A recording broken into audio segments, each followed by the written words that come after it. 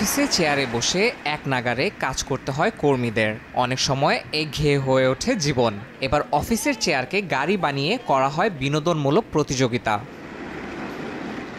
জাপানের টোকিওতে issue 1 grand Prix নামে এ প্রতিযোগিতা তৈরি করেছে নতুন চমক। অংশ নিয়ে উচ্ছ্বসিত কর্মীরাও। মজার এই প্রতিযোগিতায় অংশ নেয় বিভিন্ন প্রতিষ্ঠানের 18টি দল।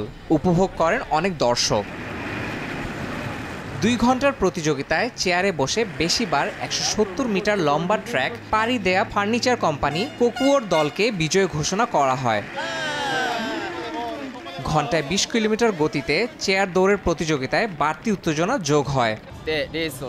আমাদের কোম্পানি চেয়ার তৈরি করে। নিজেদের তৈরি চেয়ার ব্যবহার করেই প্রতিযোগিতায় অংশ নিয়েছি আমরা। চেয়ার তৈরির আবেগ ও দক্ষতাই আমাদের জয় নিশ্চিত করেছে। কঠিন এই প্রতিযোগিতায় ক্লান্তিতে ছেড়ে দিতে বাধ্য হন অনেকে। মূলত স্থানীয় বাজারকে পুনরুজ্জীবিত করার পাশাপাশি কর্মীদের বিনোদন দিতেই ব্যতিক্রমী এ উদ্যোগ বলে জানান আয়োজকরা। ইয়াসিন মোহাম্মদ জিসান, সময় সংবাদ।